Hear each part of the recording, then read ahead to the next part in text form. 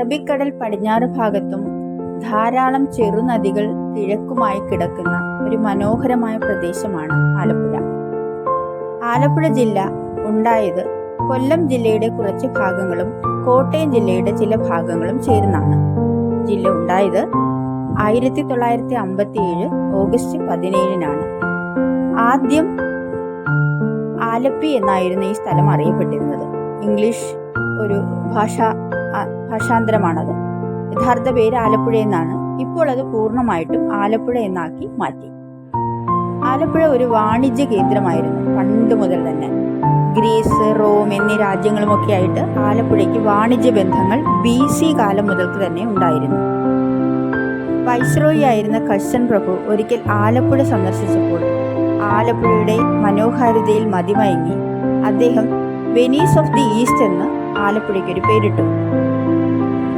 ഊടും പാവും പോലെ ആലപ്പുഴ പട്ടണത്തെ നെയ്തെടുത്തിരിക്കുന്നത് അവിടുത്തെ മനോഹരമായ റോഡുകളും തോടുകളും ചേർന്നാണ്. തോടുകളെ തമ്മിൽ ബന്ധിപ്പിക്കാൻ ധാരാളം പാലങ്ങളുമുണ്ട്. ഹൗസ് ബോട്ട് അഥവാ ശിക്കാര ബോട്ടിലാണ് ബാക്ക്വാട്ടേഴ്സ് ടൂറിസം ഇവിടെ പൊടിപൊടിക്കുന്നത്. നെല്ലറയായ കുട്ടനാടും മത്സ്യങ്ങളിലെ രുചിരാജാക്കന്മാരായ കൊഞ്ചും കരിമീനും ആലപ്പുഴയെ കേരളത്തിലെ നല്ല ഒരു ടൂറിസ്റ്റ് മേഖലയാക്കുന്നു. ധർമ്മരാജാവിന്റെ കാലത്ത് തിരുവിതാംകൂർ ദിവാനായിരുന്ന രാജാ കേശവദാസനാണ് ആലപ്പുഴയെ ഡിസൈൻ ചെയ്തത്. അദ്ദേഹത്തെ ഫാദർ ഓഫ് ആലപ്പുഴ എന്നാണ് വിളിക്കുന്നത്. ആലപ്പുഴ ഒരു കച്ചവട കേന്ദ്രമാക്കി ഉയർത്തുന്നതിൽ അദ്ദേഹത്തിന് പ്രധാന പങ്കുണ്ട്. അദ്ദേഹത്തിന്റെ വിഷനിലാണ് റോഡുകളും തോടുകളും ആലപ്പുഴയിൽ നിർമ്മിക്കപ്പെട്ടത്. ആലപ്പുഴയിലെ ടൂറിസത്തിന്റെ പ്രധാന ആകർഷണം ഹൗസ് ബോട്ട് ആണെന്ന് പറഞ്ഞല്ലോ. പുരാതന കാലത്ത് ഇത് കെട്ടുവള്ളം എന്നാണ് അറിയപ്പെട്ടിരുന്നത്. ചരക്കു ഗതാഗതത്തിനാണ് പ്രധാനമായും ഇവ അന്ന് ഉപയോഗിച്ചിരുന്നത്. പ്രഭുക്കന്മാരും ബ്രിട്ടീഷ് ഓഫീസേഴ്സും ഇത് സഞ്ചാരത്തിനും കായൽ ഭംഗി ആസ്വദിക്കുന്നതിനുമായി ഉപയോഗിച്ചിട്ടുണ്ട്. ഇത് പിൽക്കാലത്ത് ആലപ്പുഴയുടെ തന്നെ ഒരു അടയാളമായി മാറി.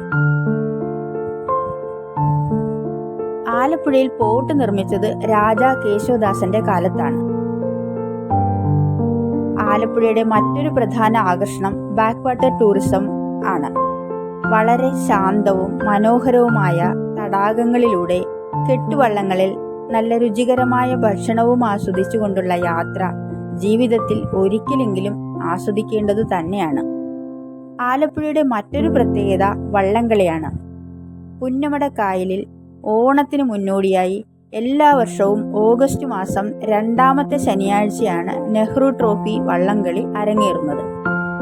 ഇതുകൂടാതെ ആലപ്പുഴയിൽ മറ്റു ധാരാളം വള്ളംകളികളുമുണ്ട്. കടൽ വിഭവങ്ങളും ധാരാളം ബീച്ചുകളും പിന്നെ ആലപ്പുഴയുടെ സ്വന്തം കയറുൽപ്പന്നങ്ങളും ആലപ്പുഴയെ പ്രശസ്തമാക്കുന്നു.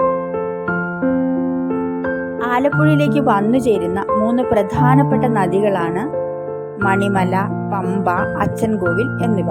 ഇവ കിഴക്കൻ മലകളിൽ നിന്നും ആലപ്പുഴയിലേക്ക് ഒഴുകിയെത്തുന്നു. ആളുകളാകട്ടെ വളരെ സൗഹൃദ മനോഭാവമുള്ളവരും ആതിഥ്യ മര്യാദ പാലിക്കുന്നവരുമാണ്. വിശാലമായ കാഴ്ചപ്പാടാണ് ഇവരുടെ മറ്റൊരു പ്രത്യേകത.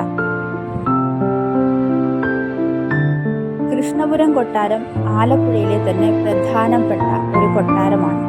ഇത് കായംകുളത്തിനടുത്താണ് സ്ഥിതി ചെയ്യുന്നത്. ആലപ്പുഴയുടെ സാംസ്കാരിക കേന്ദ്രം മാവേലിക്കരയാണ്. മാവേലിക്കര ഉൾപ്പെടുന്ന പ്രദേശത്തെ ഓണാട്ടുകര എന്നാണ് അറിയപ്പെടുന്നത്. ബാക്ക് വാട്ടർ എന്ന് പറഞ്ഞാൽ കടലിൽ നിന്ന് പുറകിലേക്ക് ഒഴുകുന്നതാണ്. അതായത് കടലിൽ നിന്ന് നദിയിലേക്ക് ഒഴുകുന്നത്. സാധാരണ നദികളെല്ലാം കടലിലേക്കാണല്ലോ ഒഴുകിച്ചേരുന്നത്. പക്ഷേ ആലപ്പുഴയിലെ ബാക്ക് വാട്ടേഴ്സ് കടലിൽ നിന്ന് നദികളിലേക്ക് ഒഴുകുന്നു. അങ്ങനെ അവ പുഴയുമായി ചേരുന്നു. ആലപ്പുഴ ബീച്ചിൽ ധാരാളം ഫെസ്റ്റിവൽസ് നടക്കാറുണ്ട്. ഇവ ബീച്ച് ഫെസ്റ്റിവൽസ് എന്നാണ് അറിയപ്പെടുന്നത്.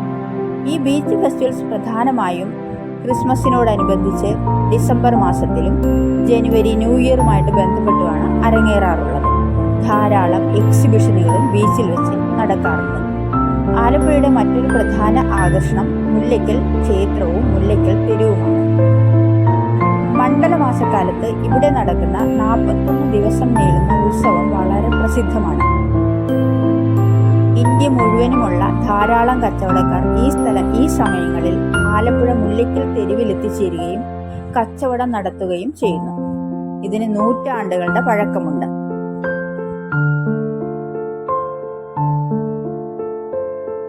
ആലപ്പുഴയിലെ പ്രധാന കനാലുകളെല്ലാം നിർമ്മിച്ചത് രാജാ കേശവദാസന്റെ കാലത്താണെന്ന് പറഞ്ഞല്ലോ. ഇത് ആലപ്പുഴയിലേക്ക് ചരക്കുകൾ എത്തിക്കുന്നതിന് വേണ്ടിയിട്ടാണ് നിർമ്മിച്ചത്. കിഴക്കൻ മലകളിൽ നിന്ന് സുഗന്ധദ്രവ്യങ്ങൾ തുറമുഖത്തേക്ക് എത്തിച്ചിരുന്നത് ഈ കനാലുകളിൽ കൂടിയാണ്. ആലപ്പുഴ തുറമുഖം അക്കാലത്ത് വിദേശ രാജ്യങ്ങളിലേക്ക് കപ്പൽ മുഖാന്തരം ചരക്ക് ഗതാഗതം നടത്തിയിരുന്നു. വിദേശ രാജ്യങ്ങൾക്ക് പ്രധാനമായും കയറ്റുമതി നടത്തിയിരുന്നത് ആലപ്പുഴയിലൂടെയായിരുന്നു. പിന്നീട് കൊച്ചി പ്രധാന തുറമുഖമായി വളർന്നതോടെ ആലപ്പുഴയുടെ പ്രതാപം നശിച്ചു. അതിൻ്റെ അവശേഷിപ്പായി ഇപ്പോൾ ആകെയുള്ളത് ഒരു കടൽപ്പാലമാണ്. അതും ഇപ്പോൾ ഇല്ലാതായിക്കൊണ്ടിരിക്കുന്നു. കുട്ടനാട്ടിലെ ജനങ്ങൾ ഗതാഗതത്തിന് ഇപ്പോഴും ആശ്രയിക്കുന്നത് വള്ളങ്ങളും ബോട്ടുകളുമാണ്. കുട്ടനാട്ടിലെ ബോട്ട് യാത്ര രസകരമായ ഒരു അനുഭവമാണ്. നിങ്ങൾക്ക് ആലപ്പുഴയെക്കുറിച്ചുള്ള ഈ വീഡിയോ ഇഷ്ടപ്പെട്ടെങ്കിൽ ലൈക്ക് ചെയ്യുക, ഷെയർ ചെയ്യുക, കമൻറ്റ് ചെയ്യുക, സർവോപരി സബ്സ്ക്രൈബ് ചെയ്യുക.